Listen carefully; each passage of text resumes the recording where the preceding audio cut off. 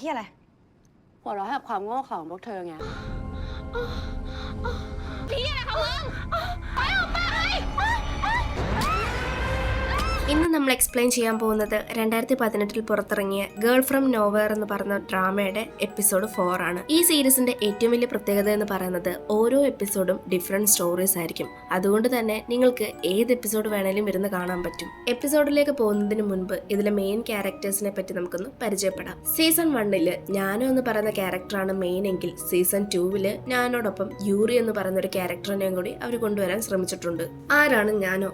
ഞാനോ എന്ന് പറയുന്നത് ഒരു ഡീമൺ അല്ലെങ്കിൽ ഗോസ്റ്റിന് തുല്യമായ ഒരു വ്യക്തിയാണ്. ഞാനോ അവൾക്ക് ശരിയെന്ന് തോന്നുന്നത് മാത്രമേ ചെയ്യുകയുള്ളൂ. സീസന്റെ ഉടനീളം കാണിച്ചിരിക്കുന്നത് ഞാനോയെ ഒരു കർമ്മയായിട്ടാണ്, അതായത് താൻ ചെയ്യുന്ന കർമ്മത്തിന്റെ ബലം കൊടുക്കുന്ന ഒരു വ്യക്തിയായിട്ടാണ് കാണിച്ചിരിക്കുന്നത്. എന്നാൽ യൂറി എന്ന് പറയുന്ന പുതിയ ക്യാരക്ടറിനെ റിവെഞ്ച് ആയിട്ടാണ് കാണിച്ചിരിക്കുന്നത്. യൂറി എന്ന് പറയുന്ന ക്യാരക്ടറിന്റെ ഉത്ഭവം തന്നെ ഞാനോയിൽ നിന്നാണ്. ഇനി എപ്പിസോഡിന്റെ പ്ലോട്ടിലേക്ക് കടക്കുകയാണെങ്കിൽ അതിൽ നമ്മൾ കാണാൻ പോകുന്നത് ഒരു സ്കൂളിലെ 2 പെൺകുട്ടികൾ. ആ സ്കൂളിലെ ഏറ്റവും മോശമായ 2 പെൺകുട്ടികൾ എന്ന് വേണമെങ്കിൽ നമുക്ക് പറയാം. കാരണം എന്തെന്നാൽ അവർക്ക് തെറ്റായിട്ട് തോന്നുന്ന പെൺകുട്ടികളെയൊക്കെ പിടിച്ചുകൊണ്ടുപോയി റേപ്പ് ചെയ്യും, അതും മറ്റാണുങ്ങളെ ഉപയോഗിച്ച്. ശേഷം അതൊരു വീഡിയോ റെക്കോർഡ് ചെയ്ത് അവർ സേവ് ചെയ്യും. എന്നിട്ട് പിന്നീട് എന്തെങ്കിലും ആവശ്യം വരുമ്പോൾ അതുപയോഗിച്ച് അവർ ആ പെൺകുട്ടികളെ ഭീഷണിപ്പെടുത്തും. അങ്ങനെ ഇരിക്കുമ്പോൾ ഇവരുടെ ഇടയിലേക്ക് ഞാനോ വരികയാണ്. പിന്നീട് ഇവർക്ക് എന്ത് സംഭവിച്ചു എന്നീ കഥകൾ പറയുന്നതാണ് എപ്പിസോഡ് 4. സോ കൂടുതൽ വലിച്ചു കിട്ടാതെ നമുക്ക് നേരെ എപ്പിസോഡിലേക്ക് കടക്കാം.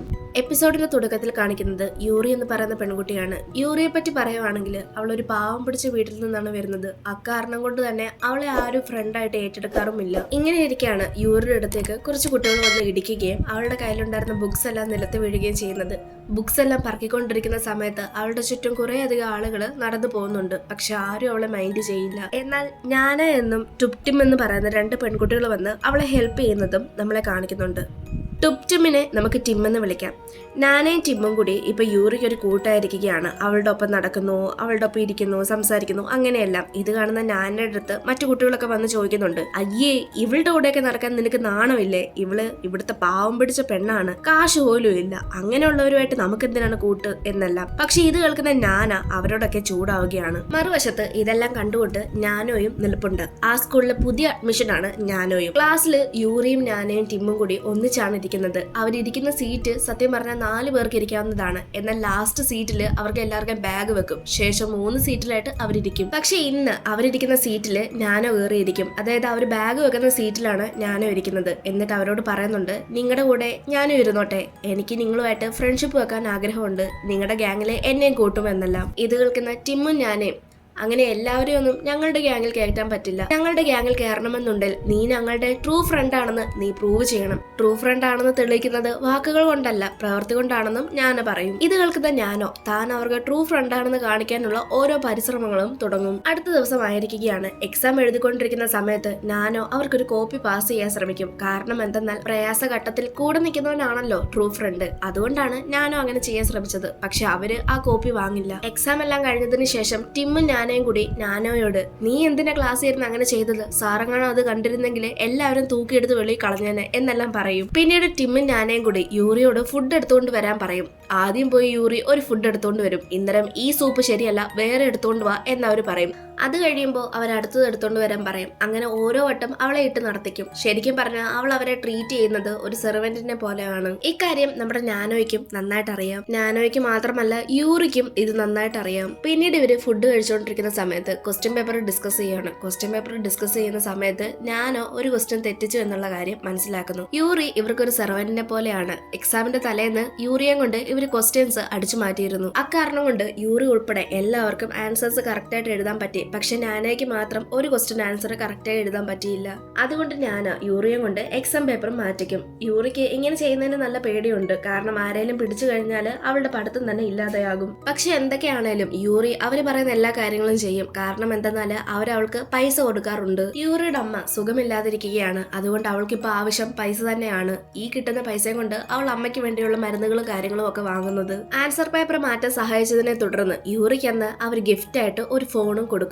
യൂറി അതുകൊണ്ട് വളരെയധികം സന്തോഷത്തിലാണ്. സ്കൂൾ വിട്ട് തിരികെ പോകാൻ നേരത്ത് യൂറിയുടെ അടുത്തേക്ക് ഞാനോ വരും. ഞാനോ യൂറിയോട്, നിന്നെ അവര് യൂസ് ചെയ്യുകയാണെന്നുള്ള കാര്യം നിനക്കറിയില്ലേ, പിന്നെ നീ എന്തിനാണ് ഇങ്ങനെ അവരുടെ ഒപ്പം നിൽക്കുന്നത് എന്ന് ചോദിക്കും. ഇത് കേൾക്കുന്ന യൂറി, അതെ ഞാൻ അവർക്ക് ഒരു സെർവന്റിനെ പോലെയാണ്, പക്ഷേ എനിക്ക് അവര് പൈസ തരുന്നുണ്ട്, എന്റെ ആവശ്യവും പൈസ തന്നെയാണ്, എനിക്ക് വീട്ടിലെ കാര്യങ്ങൾ നോക്കാനും അത് തന്നെ ധാരാളം. മാത്രവുമല്ല കൂട്ടുകാരില്ലാത്ത എനിക്ക് അവരെന്നെ ജസ്റ്റ് ഒരു കൂട്ടുകാരെ പോലെ കൊണ്ടു നടക്കുന്നില്ലേ, പേരിന് വേണ്ടിയാണേലും അതും എനിക്ക് സന്തോഷം തരുന്നുണ്ട്. അടുത്ത സീനില് വീട്ടിലെത്തിയ യൂറി തനിക്ക് കിട്ടിയ ഫോണ് അമ്മയ്ക്ക് കൊടുക്കുകയാണ്. എന്നിട്ട് അമ്മയോടൊപ്പം ടൈം സ്പെൻഡ് ചെയ്യുന്നതും നമ്മളെ കാണിക്കുന്നുണ്ട്. അടുത്ത സീനിൽ കാണിക്കുന്നത് യൂറിയും ഞാനോയുമാണ്. ഞാനോ വീണ്ടും ഓരോ കാര്യങ്ങൾ പറഞ്ഞ് യൂറിയുടെ മനസ്സിൽ എന്താണെന്നുള്ള കാര്യങ്ങൾ അറിയാൻ ശ്രമിക്കുകയാണ്. യൂറി ഞാനോട് പറയുന്നുണ്ട്, എന്റെ കയ്യിൽ പൈസയില്ല, പൈസ ഉണ്ടായിരുന്നെങ്കിൽ ഞാനും അവരെ അടിമകളാക്കിയേനെ. ഇത് കേൾക്കുന്ന ഞാനോ, നിനക്കും അവരെ അടിമകളാക്കാം, അവരുടെ എന്തെങ്കിലും രഹസ്യം നിന്റെ കയ്യിൽ കിട്ടിക്കഴിഞ്ഞാൽ നിനക്ക് അത് വെച്ച് അവരെ ഭീഷണിപ്പെടുത്തിക്കൂടെ എന്ന് ചോദിക്കും. മാത്രമല്ല അതുപയോഗിച്ച് നിനക്ക് അവരുടെ കയ്യിൽ നിന്ന് കൂടുതൽ പൈസ വാങ്ങാനും പറ്റും. അങ്ങനെ ഇപ്പൊ ഞാനോയും യൂറിയും നല്ല ഫ്രണ്ട്സ് ആയിരിക്കുകയാണ്. മാത്രമല്ല യൂറി ഇപ്പോ അവരെ പറ്റിയുള്ള എന്തെങ്കിലും സീക്രട്ട് ഉണ്ടോ എന്ന് അന്വേഷിക്കുന്നുമുണ്ട്.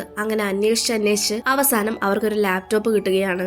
ഇക്കാര്യം യൂറി ഞാനോയോട് വന്ന് പറയും. അവർക്കൊരു ലാപ്ടോപ്പ് ഉണ്ട്. ആ ലാപ്ടോപ്പ് യൂറിയെ തൊടാൻ പോലും സമ്മതിക്കാറില്ല. അതിലെന്താണെന്നും അവർക്കറിയില്ല. ലാപ്ടോപ്പിൽ എന്താണെന്ന് അറിയാൻ വേണ്ടി ഞാനോയും യൂറിയും കൂടി ചേർന്ന് ഒരു ഡ്രാമ കാണിക്കുകയാണ്. ഈ ഡ്രാമ തുടങ്ങുന്നത് നാനയുടെ വീട്ടിൽ വെച്ചാണ്. അതായത് നാനയുടെ വീട്ടിൽ ഒരു പാർട്ടി ഉണ്ടായിരുന്നു. അന്ന് എല്ലാവരും അവിടേക്ക് പോയി. അവിടെ യൂറിയും നാനോയും ഉണ്ട്. അവർക്ക് പ്ലാൻ പ്രകാരം യൂറി മനഃപൂർവ്വം നാനോയുടെ ദേഹത്തേക്ക് ഡ്രിങ്ക്സ് ഒഴിക്കും. ഡ്രസ്സ് ചേഞ്ച് ചെയ്യാനാണെന്ന് പറഞ്ഞ് നാനോ ആ ലാപ്ടോപ്പ് ഇരിക്കുന്ന മുറിയിലേക്കാണ് പോകുന്നത്. ആ ലാപ്ടോപ്പിൽ കുറേയധികം ഫോൾഡേഴ്സ് ഉണ്ട്. ആ ഫോൾഡേഴ്സിലെ ഓരോ ഫോൾഡറിന്റെ പേരും സ്കൂളിലെ പല പല കുട്ടികളുടെ പേരുകളാണ്. അതിലെ ഒരു ഫോൾഡർ ഞാൻ തുറന്നു നോക്കുമ്പോൾ ആ സ്കൂളിലെ തന്നെ ഒരു കുട്ടിയെ റേപ്പ് ചെയ്യുന്ന വിഷ്വൽസ് ആയിരുന്നു അതിലുണ്ടായിരുന്നത്. പിന്നീട് ആ ഫോൾഡേഴ്സിനുള്ളിൽ വീണ്ടും അരിച്ചു പറക്കി നോക്കുമ്പോൾ യൂറിയുടെ ഒരു ഫോൾഡറും അതിനുള്ളിൽ കാണാൻ പറ്റും. പക്ഷെ അത് ഓപ്പൺ ആക്കാൻ നേരത്ത് നാനോയെ ആരോ പുറകിൽ വന്ന് മയക്കിയിടും.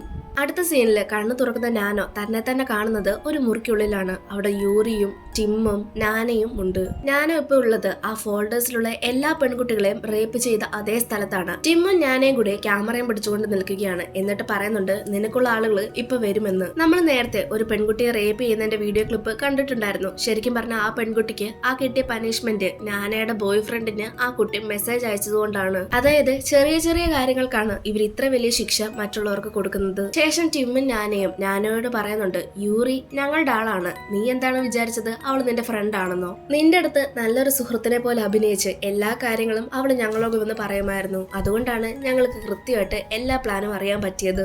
ഇതെല്ലാം കേൾക്കുന്ന ഞാനോ യൂറിയോട് നീ എന്തിനാണ് എന്നെ ചതിച്ചത് എന്ന് പറഞ്ഞ് കരയുന്നുണ്ട്. പക്ഷെ പിന്നീട് കരഞ്ഞ് അതൊരു വല്ലാത്ത ചിരിയായി മാറുകയാണ്. അവൾ വിചിത്രമായ രീതിയിൽ പെരുമാറും. ശേഷം ഞാനോ, നിങ്ങൾ ഈ റൂമിനുള്ളിൽ എന്താണ് ചെയ്യുന്നത് എന്ന് എനിക്ക് നന്നായിട്ട് അറിയാം, ഇവിടെ വെച്ച് എന്തെല്ലാം നടന്നിട്ടുണ്ടെന്നും എനിക്ക് നന്നായിട്ട് അറിയാമെന്നെല്ലാം അവരോട് പറയുന്നു. ഇതെല്ലാം കാണുന്ന ടിമ്മും നാനയും ഇറിറ്റേറ്റഡ് ആവുന്നു. ശേഷം അവളെ കൊല്ലാനായി യൂറിയോട് പറയുന്നു. പക്ഷെ യൂറിക്ക് അത് സാധിക്കുന്നുണ്ടായിരുന്നില്ല. അവസാനം ദേഷ്യം വന്ന നാനയും ടിമ്മും കൂടി നാനോയെ കൊല്ലും. മറുവശത്ത് ക്യാമറ ഓൺ ആയിരുന്നു. ഇക്കാര്യങ്ങളെല്ലാം റെക്കോർഡുമായിരുന്നു. ശേഷം യൂറി ഇതെല്ലാം റെക്കോർഡ് ചെയ്ത് അവരെ ഭീഷണിപ്പെടുത്തും. അതായത് നിങ്ങളിപ്പോ ചെയ്തതെല്ലാം എന്റെ കൈവശമുണ്ട്. അതേസമയം അവിടേക്ക് രണ്ടുപേര് വരികയാണ്. നാനോയെ റേപ്പ് ചെയ്യാൻ വേണ്ടി അവർ ഏർപ്പാടാക്കിയ രണ്ടുപേരാണ് വരുന്നത്. എന്നാൽ ആ രണ്ടുപേരും ശരിക്കും യൂറി ഏർപ്പാടാക്കിയ ആളുകളാണ്. അങ്ങനെ ടിമ്മിന്റെ നാനയുടെ കഥ കഴിയും. അവർക്ക് രണ്ടുപേരുടെ വീഡിയോ ക്ലിപ്സും യൂറി എടുത്തിട്ടുണ്ടായിരുന്നു. പിന്നീട് യൂറി മരിച്ചു കിടക്കുന്ന നാനോയുടെ അടുത്ത് വന്ന് സോറിയൊക്കെ പറയുന്നുണ്ട്. ഇതേ സമയമാണ് ആ രണ്ട് പയ്യന്മാര് അവളുടെ അടുത്തേക്ക് വരുന്നത്. യൂറി അവരോട് നിങ്ങൾക്കുള്ള ക്യാഷ് ഗൂഗിൾ പേയിൽ ഇട്ടേക്കാമെന്ന് പറയുന്നുണ്ട്. എന്നാൽ അവർക്ക് ശരിക്കും വേണ്ടത് ക്യാഷ് ആയിരുന്നില്ല. അവര് യൂറിയെയും റേപ്പ് ചെയ്യും. അങ്ങനെ യൂറിയും മരിക്കും. യൂറി മരിക്കുമ്പോൾ നാനോ കിടക്കുന്ന അതേ ബാത്ടബിൽ മുങ്ങിയാണ് മരിക്കുന്നത്. ആ സമയത്ത് ബാത്ടബിൽ ഉണ്ടായിരുന്ന വെള്ളത്തിൽ നിന്ന് നാനോയുടെ ബ്ലഡ് യൂറിയുടെ ഉള്ളിലേക്ക് പോകുന്നതും നമ്മളെ കാണിക്കുന്നുണ്ട്. അത് മാത്രമല്ല ഈ ഒരു സീനിൽ വെച്ചാണ് നമുക്ക് മനസ്സിലാവുന്നത് നാനോ മരിച്ചിട്ടുണ്ടായിരുന്നില്ല എന്നത്. ശരിക്കും പറഞ്ഞാൽ നാനോയ്ക്ക് ഒരിക്കലും മരണമില്ല. കാരണം അവള് സാത്താന്റെ മകളായിട്ടാണ് ഈ ഒരു സീരീസിൽ പറയുന്നത്. എന്തായാലും അവസാന സീനിൽ കാണിച്ചിരിക്കുന്നത് ഇപ്പൊ യൂറിയും നാനോയെ പോലെ ആയി മാറിയിരിക്കുകയാണ്. അതായത് മരിച്ച യൂറി ഇപ്പൊ വീണ്ടും നാനോ കാരണം ജീവൻ വെക്കും. അങ്ങനെ ആ ഒരു സീൻ കാണിച്ചുകൊണ്ടാണ് ഈ ഒരു എപ്പിസോഡ് തീരുന്നത്. നിങ്ങൾക്ക് ഈ ഒരു വീഡിയോ ഇഷ്ടമായെന്ന് വിചാരിക്കുന്നു. ഇഷ്ടപ്പെട്ടാൽ തീർച്ചയായിട്ടും കമന്റ് സെക്ഷനിലൂടെ അറിയിക്കുക. വീഡിയോ പറ്റി എന്തെങ്കിലും സംശയങ്ങളോ അഭിപ്രായങ്ങളോ ഉണ്ടെങ്കിൽ അതും കമന്റ് രേഖപ്പെടുത്തുക. ഇനി മറ്റൊരു വീഡിയോ ആയിട്ട് നമുക്ക് വീണ്ടും കാണാം.